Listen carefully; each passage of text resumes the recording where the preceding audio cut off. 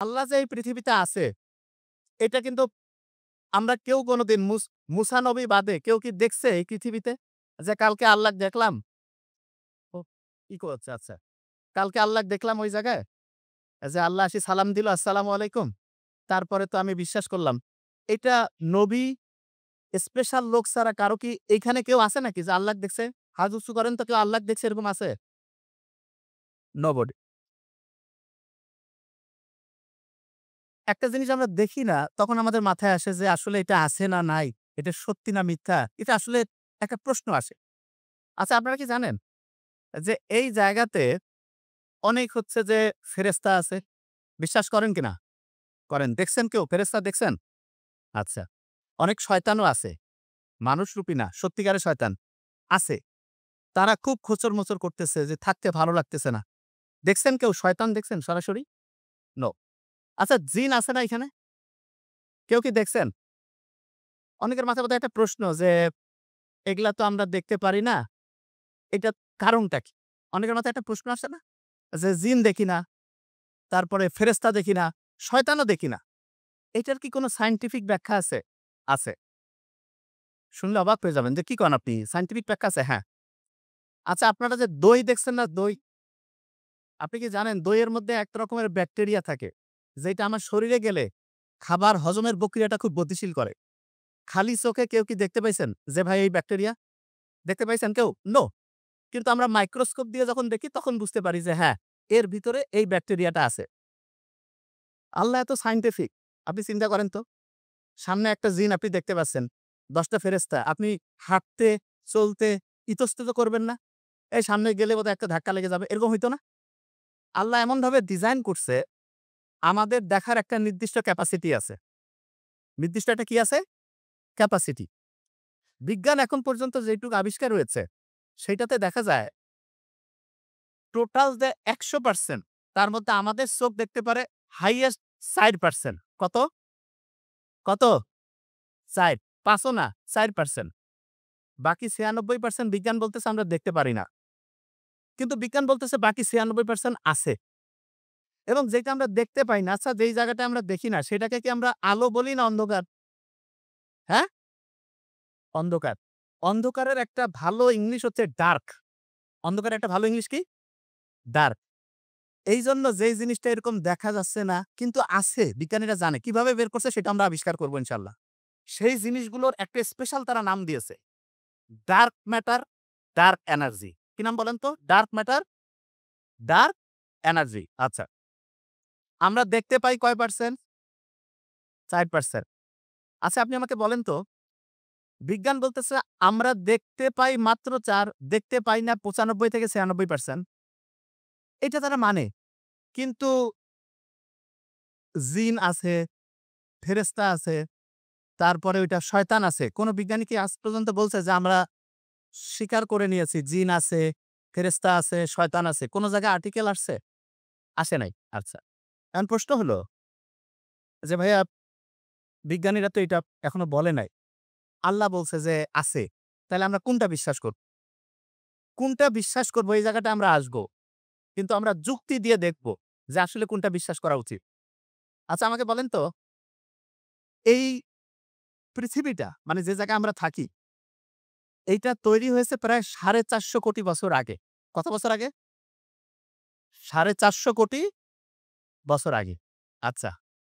আপনার আমার বয়স বেঁচে থাকলে ১০০, ১৫০, ২০০? ১০০ বছরের পরে হইলো ধরেন ১০ গুণ বাড়াইলাম ১,০০০ বছর। আরো ১০ গুণ বাড়াইলাম ১০,০০০ বছর। আরো ১০ গুণ বাড়াইলাম ১,০০,০০০ বছর, ১০,০০,০০০ বছর, ১,০০,০০,০০০ বছর, ১০,০০,০০,০০০ বছর, ১০০,০০,০০,০০০ বছর, ১,০০০,০০,০০,০০০ বছর। এরকম হয় না? তা বিজ্ঞানীরা বলতেছে এই পৃথিবীটা তৈরি হইছে প্রায় ৪৫০ কোটি বছর আগে। কত বছর আগে? আচ্ছা। অনেকের মাথায় একটা প্রশ্ন আসে যে ৪৫০ কোটি বছর আগে আবিষ্কার হইছে ওই সময় কি মানুষ-টানুষ ছিল? ছিল নাকি কেউ? যে ৪৫০ কোটি বছর আগে মানুষ ছিল? তা আমি অনেকের সাথে কথা বলি। অনেকে বলে যে এইলা বিজ্ঞানীদের আন্দাজে কথা। ৪৫০ কোটি বছর আগে কেউ ছিল না। ভোট যদি চুরি হয় রাতের আঁধারে তো ৪৫০ কোটি বছর আগে লোকে ছিল না। তাহলে আসলে কি হইছে নাই কে জানে? ঠিক না? এরকম প্রশ্ন আসে না? এই কথা কন না কেন? মাথায় আসে না? আচ্ছা। আপনারা আজকে নিজে সব বের করে ফেলবেন। যে ৪৫০ কোটি বছর আগে পৃথিবী যে তৈরি হইছে এটা সত্যি না মিথ্যা সেটা আমরা আপনি আবিষ্কার করব। যে ভাই কিভাবে করবেন? খুব মজার একটা জিনিস আছে। ধরা যাক এই ভাইয়ের পকেটে ৳১,০০০ আছে। কত টাকা? ১,০০০। আমি বলছি যে এই ভাইয়ের পকেট থেকে অটোমেটিক ৳১,০০০ অর্ধেক হইলে কত টাকা হবে? কত? ১,০০০ এর অর্ধেক কত? ৫০০। আল্লাহ দেখেন কত সায়েন্টিফিক। পৃথিবীতে বিভিন্ন মৌলিক পদার্থ আছে, বিভিন্ন উপাদান আছে। এগুলোর অর্ধায়ু বলে একটা জিনিস আছে। অর্ধায়ু। অর্ধায়ুটাকে আমি সহজ করে বলি। ধরা যাক এনার পকেটে ৳১,০০০ আছে। ১ সপ্তাহ পরে এনার পকেটে টাকাটা অর্ধেক হয়ে যাবে। তাহলে এনার ১,০০০ থেকে অর্ধেক হওয়ার যে টাইমটা এইটাকে বলে অর্ধায়ু। কি বলে বলেন তো? অর্ধায়ু। তা আল্লাহ বিভিন্ন জিনিসের অর্ধায়ু কত এটা আমরা বিজ্ঞানীরা বের করতে পারি। ইন্টারেস্টিং জিনিস। ধরা যাক এই মোবাইলটা, এই যে মোবাইলটা আছে না? খুব ইম্পোর্টেন্ট জিনিস কিন্তু। এই যে মোবাইলটা, এই মোবাইলটার মধ্যে মনে করেন একটা কয়লা আছে। কি আছে বলেন তো? কয়লা। এই কয়লাটা আজ থেকে ধরা যাক যে ১০,০০০ বছর পরে কেউ এই মোবাইলটা খুঁজে পাইছে।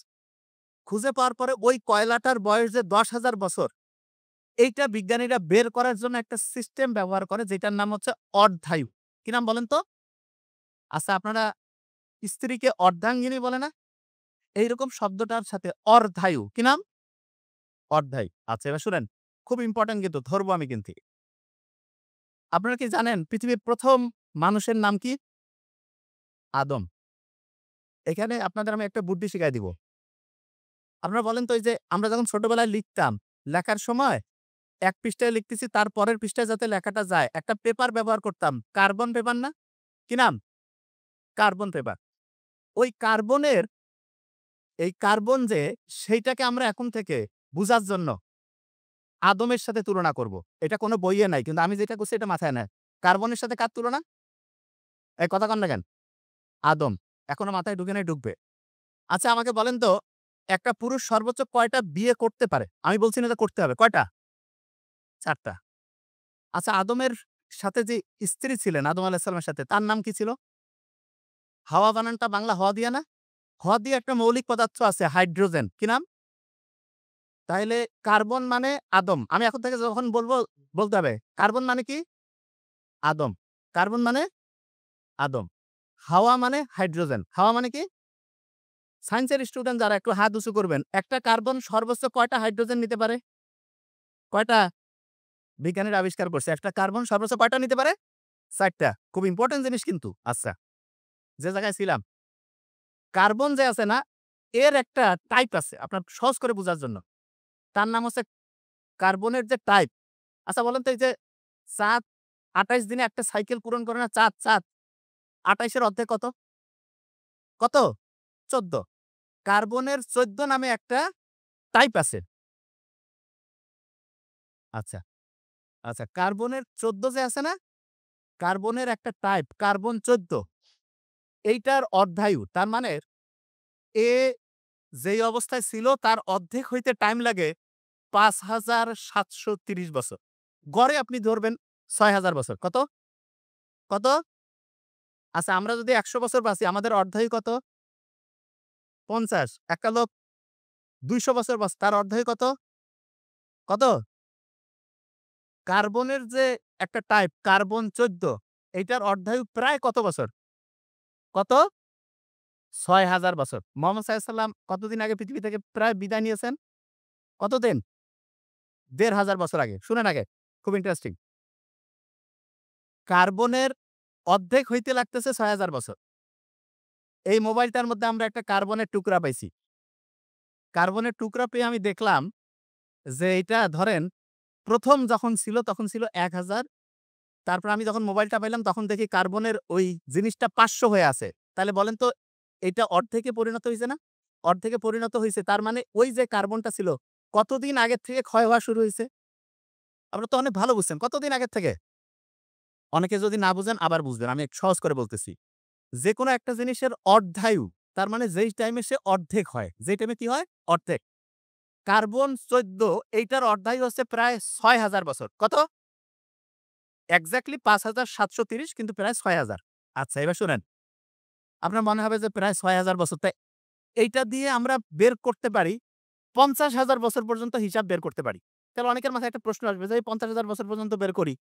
তাইলে পৃথিবীর তো ৪৫০ কোটি। এইটা কিভাবে করছে?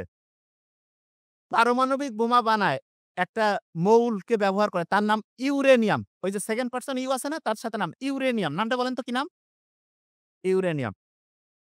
ইউরেনিয়াম যে অর্ধায়ু মানে এর যে অর্ধেক লাইফ এইটা হচ্ছে প্রায় ৪৫০ কোটি বছর। কত বছর? ৪৫০ কোটি বছর। তা বিজ্ঞানীরা আমাদের এই যে পৃথিবী, এইখানে বিভিন্ন শিলাখণ্ড আছে, পাথরের টুকরা আছে, গাছের মধ্যে বিভিন্ন জিনিস পেয়েছে। সেইখানে দেখছে যেই ইউরেনিয়ামটা পাইছে সেইটা ঠিক অর্ধায়ু অবস্থায় আছে। কোন অবস্থায়? অর্ধায়ু। তার মানে ওর অর্ধেক লাইফ অবস্থায় সে আছে। তাইলে বলেন তো তার অর্ধায়ু যদি ৪৫০ কোটি বছর হয় এবং যেই জিনিসটা আমি পাইছি সেইটা যদি অর্ধেক লাইফে আসে তাহলে পৃথিবীর ওই জিনিসটার বয়স ১০ কোটি বছর না ৫০ কোটি না ৪৫০ কোটি? কত? ৪৫০ কোটি বছর। এটা বুঝছেন মানে অসাধারণ ব্যাপার। এটা বিজ্ঞানের একটা জটিল জিনিস আপনারা বুঝছেন। আলহামদুলিল্লাহ বলি, আলহামদুলিল্লাহ।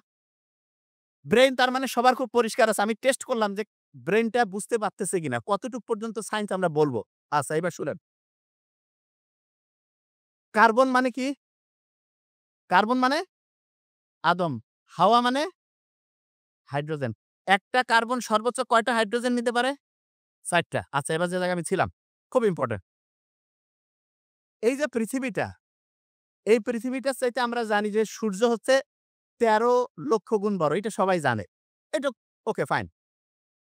এই যে আলোটা দেখতেছেন না? এই আলো ১ সেকেন্ডে যদি পৃথিবীর চতুর্দিকে চক্কর লাগায়, গোটাল পৃথিবীটা প্রতি সেকেন্ডে সে ৭ বার চক্কর লাগাইতে পারে। ১ সেকেন্ডে। জাস্ট ঘড়ি ধরলেন, ১ সেকেন্ড হইল, সারা পৃথিবীটা সে ৭ বার চক্কর লাগাইল। তাহলে আপনি বুঝতে পারছেন আলো ১ সেকেন্ডে কত দৌড়ায়? প্রায় ৩,০০,০০০ কিলোমিটার। ৩,০০,০০০ কিলোমিটার। আচ্ছা আলো ১ সেকেন্ডে ৩,০০,০০০। এটা শুনেন আগে তাইলে বুঝবেন যে আল্লাহ কি কাজ করছে। এইটা ১ মিনিটে কত যাবে? ১ ঘন্টায় কত? ১০ ঘন্টায় কত? ২৪ ঘন্টায় কত? ১ সপ্তাহে কত? ১ মাসে কত? ৩ মাসে কত? ৬ মাসে কত? ৯ মাসে কত?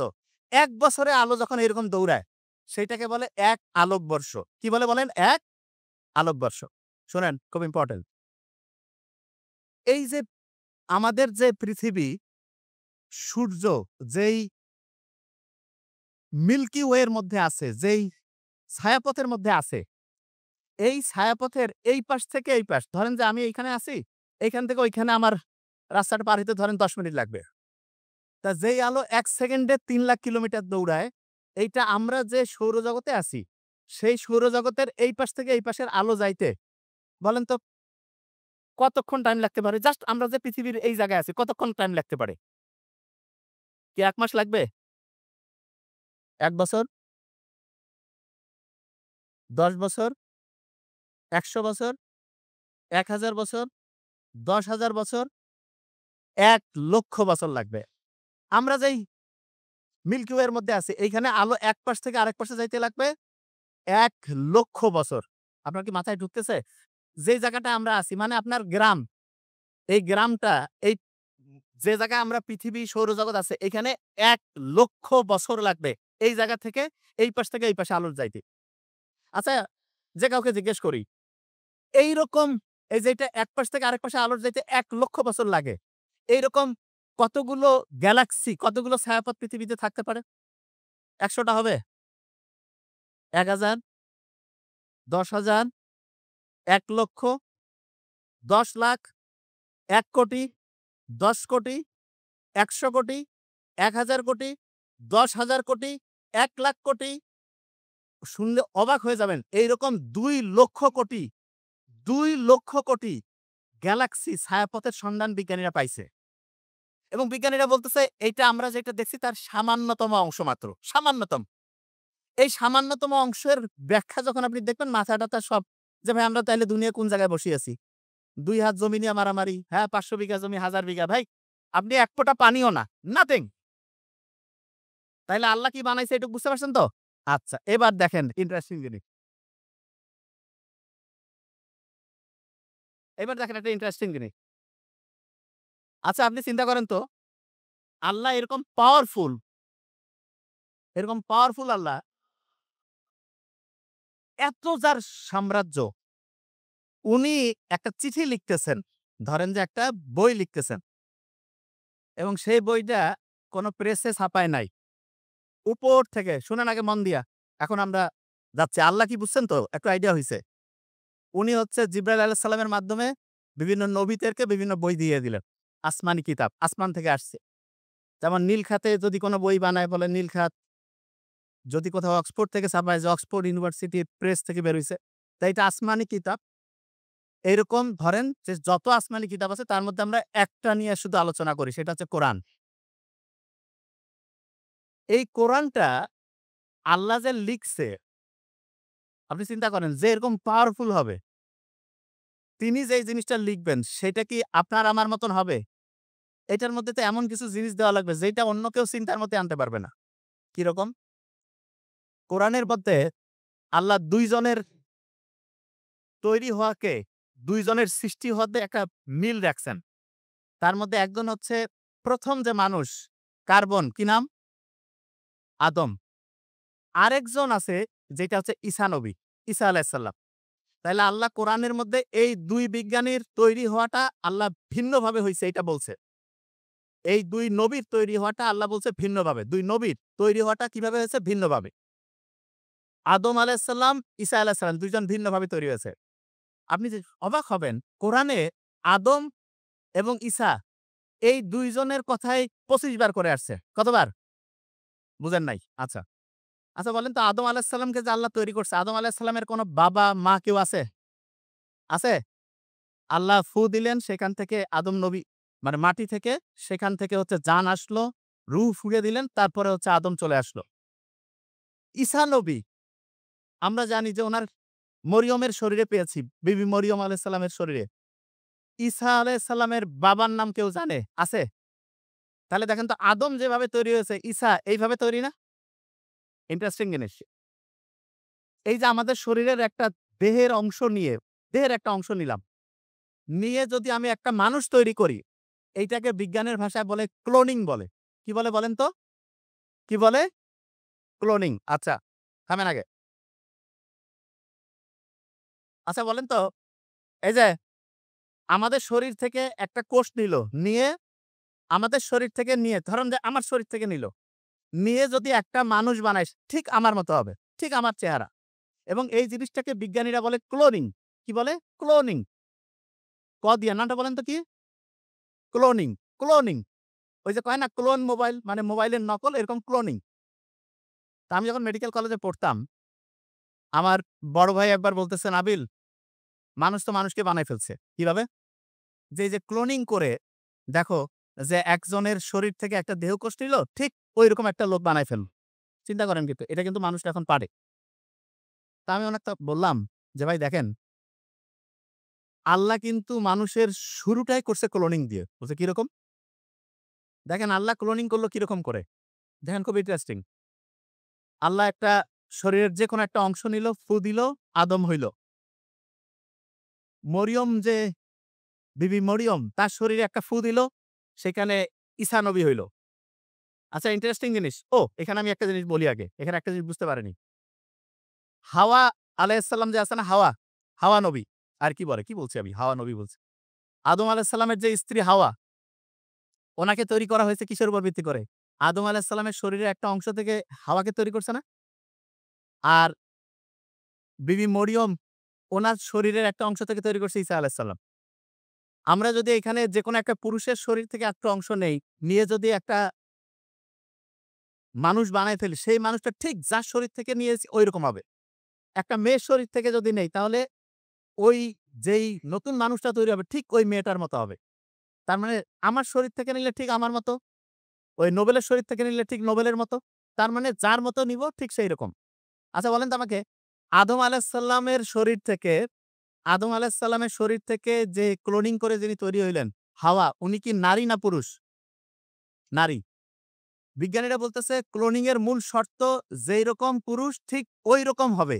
যেই রকম নারী ঠিক সেই রকম। কিন্তু আল্লাহ কিভাবে ক্লোনিং করলেন?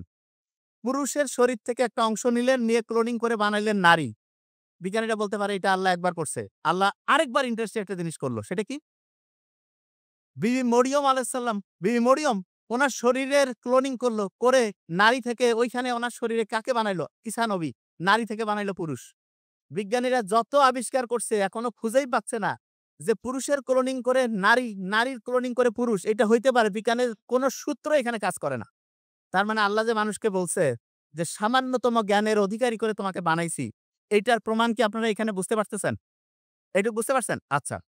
আমার মনে হচ্ছে আলোচনাটা অনেক কঠিনের দিকে গেছে। এখন আমরা সবচেয়ে কঠিন জিনিসটা বলছি, এখন আমরা সহজের দিকে চলে আসবো এবং যেটা প্র্যাকটিক্যালি লাগবে সেই জিনিসটায় যাব। আমরা নরমালি ১০০ বছর বাঁচি না? ধরলাম। আপনারা কি শার্কের নাম শুনছেন? শার্ক? শার্ক কি একটা উম এক রকমের হচ্ছে যে ওই যে জলজ প্রাণী না? শার্ক। একটা ষাঁড় গড়ে ৪০০ বছর বাঁচে। ৪০০ বছর। আর সবচেয়ে বেশি যে শার্কটা বাঁচে এরকম ৭০০ বছর পাওয়া গেছে যে এরকম একটা শার্কও বাঁচে। ৭০০ বছর। আমাদের দাঁত সারা জীবনে কয়বার চেঞ্জ হয়? একবার ছোটবেলায় উঠে, আরেকবার দাঁত পড়ে যাওয়ার পরে আরেকবার। সাধারণত কয়বার চেঞ্জ হয় আমাদের দাঁত? ২ বার। শুনলে অবাক হয়ে যাবেন। শার্কের যে শরীরের যে দাঁত ২০,০০০ বার থেকে ৩০,০০০ বার চেঞ্জ হয়। শার্কের শরীরের দাঁত। এবং ওদের দাঁতটা কিভাবে চেঞ্জ হয় জানেন? ধরেন যে ওদের সামনের সারির দাঁতগুলো আস্তে, আস্তে পড়তেছে। তখন সামনের সারির দাঁতগুলো যখনই পড়ে গেল, পিছনের সারির দাঁতটা অটোমেটিক সামনে চলে আসবে। ইন্টারেস্টিং না? তার মানে সামনের সারির দাঁত পড়ে গেছে, সামনে চলে আসছে। এইটা হচ্ছে শার্কের ক্ষেত্রে। আচ্ছা আমাদের শরীরে হাড্ডি আছে, গোস্ত আছে, ঠিক না? আচ্ছা আপনারা কি ওই যে গরুর মাংস, খাসির মাংসে কুরকুরি চিনেন? মানে খাইতে খুব মজা লাগে। ওই যে মুরগির রানের যে অংশটা খাইতে টেস্ট, ওই টাইপের। বুঝতে পারছেন তো? গোটাল শার্কের যে শরীরটা, এইটা হচ্ছে ওই কুরকুরি দিয়া তৈরি। তার মানে গোটাল শার্কের শরীরে কোনো হাড্ডি নাই। সব হচ্ছে তরুণ হাড্ডি। সব হচ্ছে কুরকুরি। আমরা সাধারণত কি গোস্ত রান্না করছে ১০০ মিটার বা ৫০ মিটার দূর থেকে টের পাই। শার্ক ১ কিলোমিটার দূর। ঐখান থেকে রক্তের স্মেল সে টের পায়। ১ কিলোমিটার দূর থেকে। রক্তের স্মেল সে ১ কিলোমিটার দূর থেকে সে টের পাইতে পারে।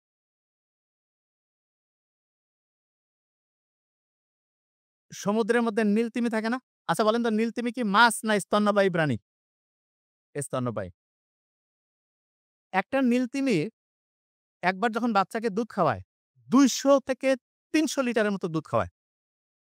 এবং সে যে দুধ খাওয়ায়, নীল তিমির শরীরের দুধটা কিভাবে করে জানেন? সে হচ্ছে ওই যে আমরা যেমন বডি স্প্রে করি না? এরকম ওই তার শরীর থেকে ওই দুধটা সে হচ্ছে বাচ্চার শরীরে স্প্রে করে। আপনার নরমালি কি মনে হবে? নীল তিমি তো থাকে হচ্ছে পানির মধ্যে। পানিতে আপনি যদি একটা হচ্ছে এই যে গরু দুধ যদি হচ্ছে দেন, তাইলে ওই দুধটা পানিতে মিশে যাবে না? আল্লাহ কি সায়েন্টিফিক! নীলতিমির যে শরীরে যে দুধটা তৈরি হয়, সেইটার ৪০ থেকে প্রায় ৬০% হচ্ছে ফ্যাট। আর আমাদের এই যে গরু, ছাগল এগুলোর শরীরে যে দুধ পাওয়া যায় এগুলো ৮ থেকে 10% ফ্যাট। যে ভাইয়া ফ্যাট হইলে লাভটা কি? ফ্যাট মানে চর্বি। বলেন তো চর্বি আর পানি একটা আরেকটার সাথে কি মিশে কি মিশে না? তেল আর জল মিশে কি মিশে না? তার মানে নীলতিমির শরীরে যেই দুধটা তৈরি হয় সেটার ৪০ থেকে ৬০% হচ্ছে ফ্যাট এবং এই কারণে ওইটা পানিতে মিশে না। নীলতিমির বাচ্চা সুন্দরভাবে খেয়ে আস্তে, আস্তে বড় হতে থাকে। আচ্ছা।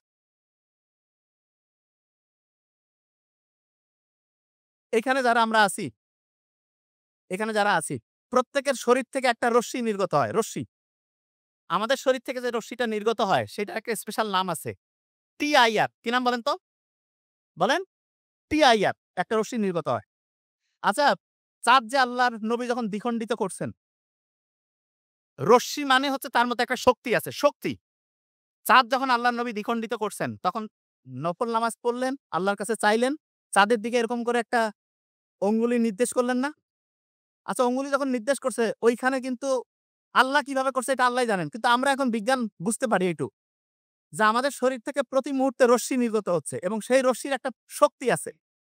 আমাদের প্রত্যেকের শরীর থেকে যে রশ্মিটা নির্গত হয়, এইটা হচ্ছে ১০০ ওয়াটের মতো। কত ওয়াট? ১০০ ওয়াট। ধরেন যে একটা লাইট ১০০ ওয়াটের বাল্ব যেই তাপ দেয়, আপনার প্রত্যেকটা মানুষের শরীর থেকে পূর্ণবয়স্ক অবস্থায় ১০০ ওয়াটের মতো তাপ তৈরি হয়। আচ্ছা এই যে এখানে যতজন আছেন, দেখেন প্রত্যেকের শরীরে তাপ বের হচ্ছে। এইজন্য এখানে কিন্তু এরকম ঠান্ডা লাগতেছে না। গরম লাগতেছে না? গরম লাগতেছে না? কারণ প্রত্যেকের শরীর থেকে ১০০ ওয়াটের মতো তাপ আসতেছে। তা আমাদের শরীর থেকে যে প্রতি মুহূর্তে টিআইআর রশ্মি নির্গত হয়, এক রকমের আইআর রশ্মি। আল্লাহর নবী যখন অঙ্গুলি নির্দেশ করছেন, এই রশ্মিটা নরমালি ১০০ ওয়াট দিয়ে তো আর চাঁদের কিছুই হবে না। কিন্তু আল্লাহ যদি চান, এরকম কি করতে পারেন না? যে সেই রশ্মিটার কম্পাঙ্ক আল্লাহ এমন বাড়ায় দিয়েছে, যে এত বহুগুণে শক্তিশালী করে দিয়েছে, যে ওইটা যে চাঁদের যে গোটাল কাঠামো, সেই কাঠামোটা ভাঙতে পারে। আচ্ছা এক্সাম্পল দেই। সমুদ্রের মধ্যে পানি আছে। পানির মধ্যে যখন উচ্ছ্বাস তৈরি হয়, জলোচ্ছ্বাস হয়, সবকিছু ভেঙে চুরে চুরমার করে নিয়ে যায় না? সমুদ্রের পানি তো।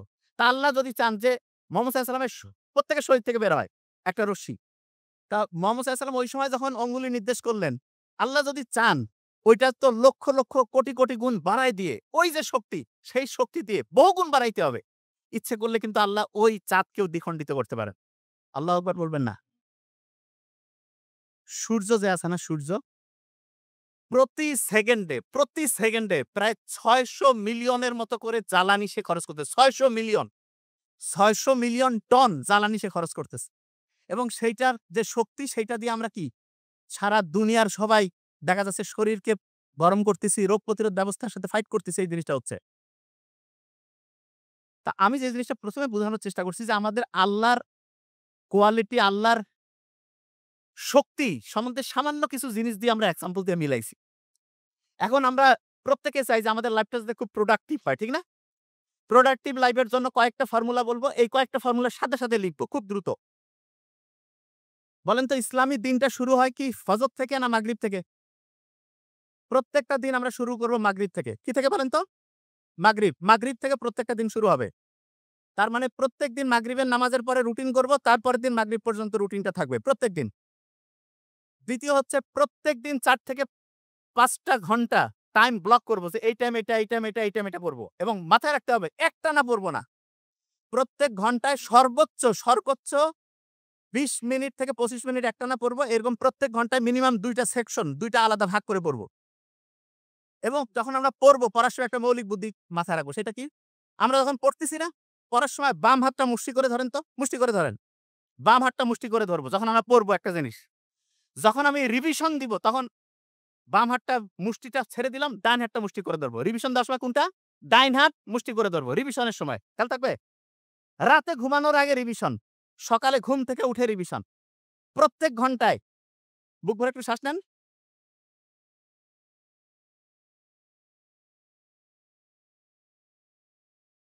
প্রত্যেক ঘন্টায় এরকম ৫ থেকে ১০ বার করব। প্রত্যেক ঘন্টায় এটা করতে হবে। আচ্ছা, অনেকের হয় না ডায়রিয়াতে অনেক লোক মারা যায় না?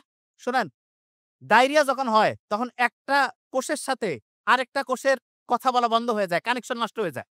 এবং ডায়রিয়া যদি হয় এটা খুব ইম্পোর্টেন্ট। ডায়রিয়া যদি কারো হয়েছে এবং ওই সময় যদি দেখেন যে তার প্রস্রাব হচ্ছে না, তাহলে সাথে, সাথে ডাক্তারের কাছে নিয়ে যাবেন। না হলে দেখা যাবে আল্লাহ না করুক কিডনি ফেইলিউর হয়ে লোকটা মরে যেতে পারে। ডায়রিয়া হয়ে গেলে স্যালাইন তো খাওয়াবেনই। তার সাথে জিঙ্ক আছে না জিঙ্ক, প্রত্যেকদিন জিঙ্ক খাইতে হবে ১৫ দিনে ২ বার করে ১৫ দিন। এবং ওই জিঙ্কটা কি করবে জানেন? ডায়রিয়া হলে আমাদের যে ডাইজেস্টিভ সিস্টেম আছে না? সেইটা এবড়ে-থেবড়ে হয়ে যায়। ওই যে হঠাৎ করে গাড়ি চালাইতে গিয়ে অ্যাক্সিডেন্ট হইলে শরীরে কোন জায়গায় একটা এই ছিলে যায় না? ঐরকম ডাইজেস্টিভ সিস্টেমটা এরকম ছিলে যায়। ওই যে আপনি জিঙ্কটা খাইলেন সেটা ডাইজেস্টিভ সিস্টেমটাকে সুন্দর করে রিপেয়ার করে। মলম যেমন একটা জায়গাকে সুন্দর করে রিপেয়ার করে, ওই কাজটা করে। এবং আরেকটা কাজ করে সেটা কি? সেটা হচ্ছে ওই জিঙ্ক আবার আপনার যে ডাইজেস্টিভ সিস্টেম সেখানে পানি ধরে রাখতে সে হেল্প করে। এটা একটা ইম্পোর্টেন্ট। মেয়েরা যারা আছেন দেখবেন যখন মা হয়, তখন তার শরীরে হরমোনের বিভিন্ন চেঞ্জ হয়। এই কারণে মেয়েদের ১ম প্রেগন্যান্সির ১ম দিকে দেখা যায় যে একটা মর্নিং সিকনেস, বমি, বমি ভাব আসে।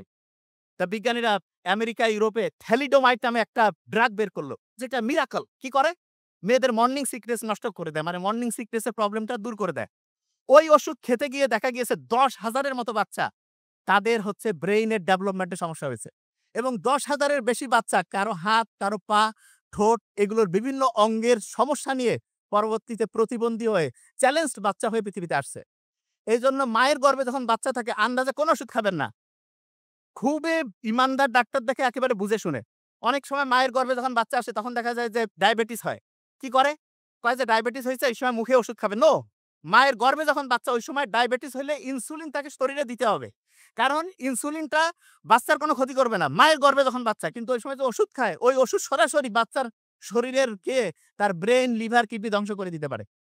মায়ের গর্ভ থেকে যখন পৃথিবীতে বাচ্চা আসলো, আল্লাহ ওই বাচ্চাকে খাওয়ার জন্য মায়ের গর্ভে ওই একটা কানেকশন লাইন বানাইছিল যেটাকে বলে অমরা। আর পৃথিবীতে যখন আসলো তখন তার জন্য হচ্ছে মাতৃদুগ্ধ। কোন কারণে কোন মেয়েরই উচিত না মায়ের দুধ থেকে বাচ্চাকে বঞ্চিত করা। কেন? কারণ ওই দুধের মধ্যে আছে এক রকমের রোগ প্রতিরোধক ইমিউনোগ্লোবুলিন। আর বাজারের যে ফর্মুলা মিল্ক থেকে শুরু করে গরুর দুধ যা কিছু খাওয়াবেন, কি হবে? ব্রেইনের ডেভেলপমেন্টের সমস্যা, রোগ প্রতিরোধ ক্ষমতার সমস্যা, বাচ্চা কান্নাকাটি করবে, অ্যালার্জির সমস্যা। দেখবেন যে ওই বাচ্চা যে আছে, সেই বাচ্চার মায়ের প্রতি যে আন্তরিকতা সেটাও কমে যাবে। তার মানে আল্লাহ যেটা ন্যাচারালি আমাদের জন্য বানিয়েছেন অসাধারণ। অনেকের দেখবেন ডায়াবেটিস আছে না? ডায়াবেটিসের রোগী ভালো করে খেয়াল রাখবেন। তার যদি পায়ের মধ্যে কোনো কাঁটা ঢুকে, পায়ের মধ্যে কোনো আঘাত ঢুকে, আমরা প্রায় ওয়ার্ডে এরকম রোগী পাই। টেরে পায় নাই, ডায়াবেটিসের রোগী পায়ের মধ্যে আস্তে, আস্তে একটা ফোড়া থেকে গোটাল পা কেটে ফেলতে হয়েছে। ডায়াবেটিসের রোগী প্রত্যেকদিন পাটা একদম পায়ের তালাটা সুন্দর করে চেক করবেন। কোন জায়গায় সামান্যতম ফুটা আছে কিনা। তাহলেই সাথে হচ্ছে ডক্টরের কাছে নিয়ে যাবেন। জ্বর যখন হয়, মোহাম্মদ সাল্লাল্লাহু আলাইহি ওয়াসাল্লাম বলছে না? জ্বর যদি হয়, জ্বর হচ্ছে আগুন। এটাকে পানি দিয়ে মোকাবেলা করো। বিজ্ঞানীরা এখন দেখতেছে যেকোনো জ্বরের ১ নাম্বার, জ্বর কিন্তু রোগ না, উপসর্গ। এটার ১ নাম্বার ট্রিটমেন্ট হচ্ছে যখনই জ্বর হয়েছে তাকে পানি দিয়ে শরীরটা মুছায় ফেলেন। ঠান্ডা না লাগলে গোসল করায় ফেলেন। লাভটা কি? পানির একটা অসাধারণ বৈশিষ্ট্য হচ্ছে পানি যখন এক জায়গা থেকে আরেক জায়গায় যায়, তাপকে সাথে নিয়ে যায়, তাপকে সাথে নিয়ে যায়। তার মানে আপনি এই যে আমি যে ঘামতেছি কেন? শরীর থেকে অতিরিক্ত তাপটা বের হয়ে যাচ্ছে। এয়ার কন্ডিশন মেশিন যখন লাগানো থাকে দেখবেন না? যে মেশিন থেকে হচ্ছে যে প্রতি মুহূর্তে বাইরে ফোঁটায় পানি পড়ে। কেন? শরীর যেমন আমাদের ঘামের মাধ্যমে তাপমাত্রা পানি এক জায়গা থেকে আরেক জায়গায় গেলে তাপকে সাথে নিয়ে যাবে। এয়ার কন্ডিশন মেশিন এরকম বাইরে তাপটাকে নিয়ে গিয়ে ফেলে দিল পানি আকারে। রুমটার মধ্যে যে টেম্পারেচার ওইটা মেইনটেইন করল। ঠিক তেমনি করে যে কারো যখন জ্বর হয়েছে সাথে কি করবেন? শরীরটা একদম সুন্দর করে স্পঞ্জ করে ফেলবেন। পারলে গোসল করায় নিবেন যদি ঠান্ডার সমস্যা না থাকে। আরেকটা জিনিস বলে রাখি। অনেকেই লিভারের সমস্যা আছে না? লিভারের মধ্যে চর্বি জমছে। ১ নাম্বার ট্রিটমেন্ট কি সেইটা? সেটা হচ্ছে চিনি জাতীয় যত খাবার আছে হারাম। বাতিল করে দেন। বাতিল করে টক দই খান। তার সাথে হচ্ছে ওই যে গ্রিন টি যে আছে সেইটা একটু খান। এবং একটা জিনিস বলে রাখি গাছের যে ন্যাচারাল যে মধু, সেইটার যে বৈশিষ্ট্য, কেনা মধুর ওই বৈশিষ্ট্য হবে না। গাছের যে ন্যাচারাল মধু, সেইটা অ্যান্টিঅক্সিডেন্ট, রোগ প্রতিরোধ ক্ষমতায় ভরপুর এবং সেইটা আপনার শরীরের গ্লাইসেমিক ইনডেক্সটাকে ঠিকভাবে কন্ট্রোল করবে, ডায়াবেটিসের সমস্যা হবে না। কিন্তু দোকানের খাইলে ওইটা আপনার জন্য প্রবলেম করবে। এরপরে ওই যে ঘি আছে না? অনেকে কয়, "ভাই ঘি খাচ্ছি, কাজ কম হচ্ছে।" হ্যাঁ, বাড়িতে তৈরি করা যে ঘি, সেটা কিভাবে হয় জানেন? দুধ থেকে দই, দই থেকে মাখন, মাখন থেকে ঘি। এটা বাড়িতে বানানো। আর কোম্পানি যখন বানায় তখন সরাসরি ক্রিমটা উঠায় নিয়ে সেখান থেকে দই করে। ইন্টারেস্টিং পয়েন্ট, সহজ করে বলি, বাড়িতে বানানো ঘি এইটা ১০০০ গুণে ভালো যেকোনো কোম্পানির সারা দুনিয়ার যেকোনো দামি ঘিয়ের চাইতে ১০০০ গুণে ভালো। কেন? কারণ ওইখানে এমন উপকারী ব্যাকটেরিয়া তৈরি হয় যেটা আমাদের শরীরের রোগ প্রতিরোধ ক্ষমতা বাড়ায় দেয়, আমাদের হজম শক্তি বাড়ায় দেয়, আমাদের হচ্ছে ওই যে ওইটাকে যেটা বলে খাবারের যেই প্রয়োজনীয় অংশটাকে ঠিকভাবে অ্যাবজর্ব করতে হেল্প করে। এই সবগুলো জিনিস যদি ভালো করে মাথায় রাখেন তাহলে একটা জিনিস বলে রাখি। গ্যাস্ট্রিকের সমস্যায় অনেকে ভুগতেছেন না? গ্যাস্ট্রিক আছে না? ১ নাম্বার গ্যাস্ট্রিকের সমস্যায় ভুগতেছেন, এই কাজটা করেন। সেটা কি? সেটা হচ্ছে খাবার আগে একটু কুসুম গরম পানিতে দিয়ে দেন, ভিনেগার দেন, দিয়ে খেয়ে নেন। দেখবেন এবং খাওয়ার পরে টক দই খাবেন। আর সকালবেলা পারলে একটু মেথি খাবেন। বিশ্বাস করেন গ্যাস্ট্রিক অ্যাসিডিটি যেটাকে হাইপার অ্যাসিডিটি এটা আল্লাহর রহমতে একদম নাই হয়ে যাবে। বনসাই ট্রি কারা দেখছেন? বনসাই ট্রি দেখেন নাই? ছোট্ট একটা জায়গার মধ্যে একটা বড় গাছ ছোট্ট, ওটাকে বলে বনসাই ট্রি। আর এই যে বাইরে যে বিশাল বৃক্ষরাজি, এই ২ গাছ কিন্তু সেম। যেটা বনসাই ট্রি মানে একটা পটের মধ্যে হয়, একটা বক্সের মধ্যে, রুমের মধ্যে হয়। এইটার বীজ আর ওইটার বীজ সেম। পার্থক্য কি? পার্থক্য হচ্ছে এইটা খুব আরামের মধ্যে ছিল। ব্রয়লার মুরগির মতো ছিল। এইজন্য সে অসাধারণ হইতে পারেনি। আর যে হচ্ছে বাহিরে ছিল, রোদ, বৃষ্টি ফাইট করছে, তার সাথে লড়াই করছে, সে আস্তে মহির হয়ে বিশাল হয়েছে। আপনারা আপনাদের সন্তানদের কি বনসাই ট্রি বানাইতে চান না বৃক্ষরাজি অসাধারণ কিছু বানাইতে চান? কথা কন না কেন? অসাধারণ বানাইতে চাইলে কি বাড়িতে একেবারে আরাম করে ওইভাবে মানুষ করবেন না বাইরে তাকে ফাইট করার জন্য নিজেকে তৈরি করবেন? কিভাবে করবেন? ফাইট করার মতো। তাকে বাইরে ফাইট করুক সে। সে তাহলে আস্তে অসাধারণের দিকে যাবে। এই কাজটা আমাদের করতে হবে তো। এবং এটা প্রত্যেকের জিনিস। একদম শেষের দিকে। গোল্ডফিশের নাম শুনছেন? গোল্ডফিশ? এইটা দেখা যায় গোল্ডফিশ ৯ সেকেন্ড পর্যন্ত একটা জায়গায় ফোকাস করতে পারে। আমরা যারা মানুষ আছে না? মাইক্রোসফট কোম্পানি বের করছে মাত্র ৮ সেকেন্ড আমরা ফোকাস করতে পারি। কয় সেকেন্ড? ৮ সেকেন্ড। এত ব্রেইনের ক্যাপাসিটি কমছে। কারণটা কি? কারণ হচ্ছে আমরা দেখা যায় অপ্রয়োজনীয় জিনিস নিয়ে মোবাইলে খালি টাইম লস করতেছি, ঝগড়াঝাটি করতেছি এবং বেশিরভাগ জনের লাস্ট গল্প বলে শেষ করছি। আমার এক আর্মি অফিসার বন্ধু, তাকে আমি বললাম, "দোস্ত তোমার তো ফিটনেসটা ভালো নাই।" বলছে, "কি বলো? আমি ব্যায়াম করি, আমার তো শরীর অনেক চাঙ্গা। তুমি এ করছো, আমার ফিটনেস ভালো নাই।" তাই বললাম যে, "দেখো, ফিটনেস মানে শারীরিক ব্যাপারটা শুধু না। ফিটনেসের মেইন শুরু হয় মানসিক থেকে।" বলছে, "কিরকম?"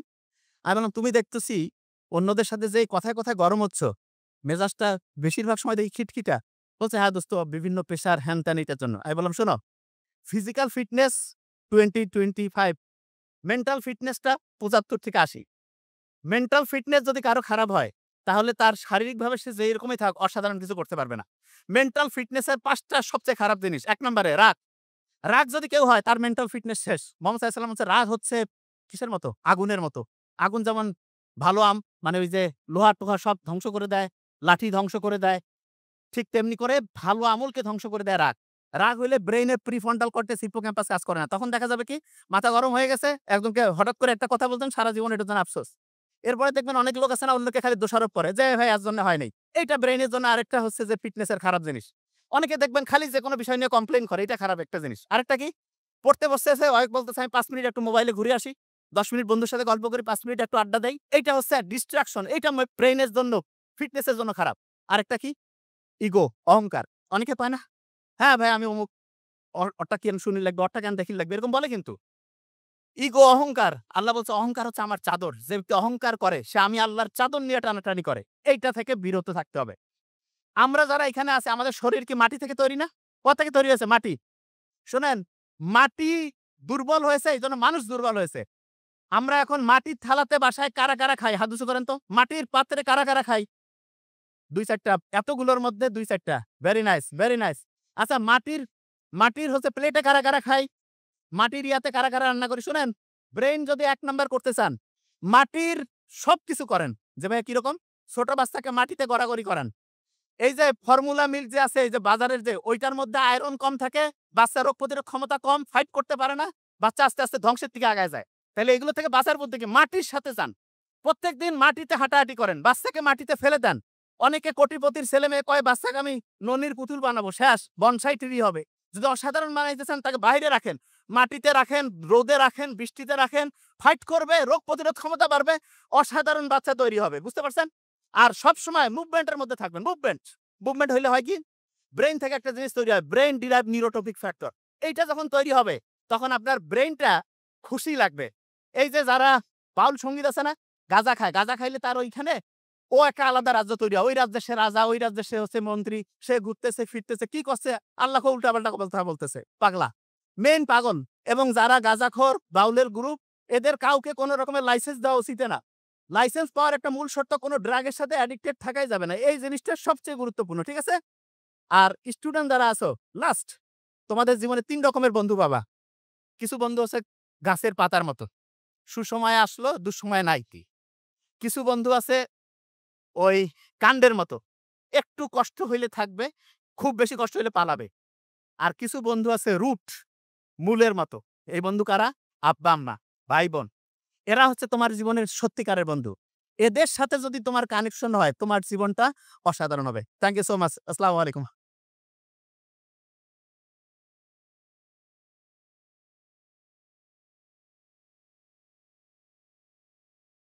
ডাক্তার নাবিল ভাই বক্তব্যের শুরুতেই একটি কথা বলছেন, আমাদের বিশ্ববিদ্যালয় জ্ঞান বিজ্ঞানের দিক থেকে সেরা একটি বিশ্ববিদ্যালয়। আমি আরেকটু কিছু বলতে চাচ্ছিলাম আমাদের মান্যবর অতিথিদের জন্য। আমাদের বিশ্ববিদ্যালয় শুধু জ্ঞান বিজ্ঞানের দিক থেকে পারদর্শী নয়, ১ম যখন কোভিড-19 আসলো আমাদের বিশ্ববিদ্যালয় এমন বিশ্ববিদ্যালয় যেটা ১ম কোভিড-19 স্ক্রিনে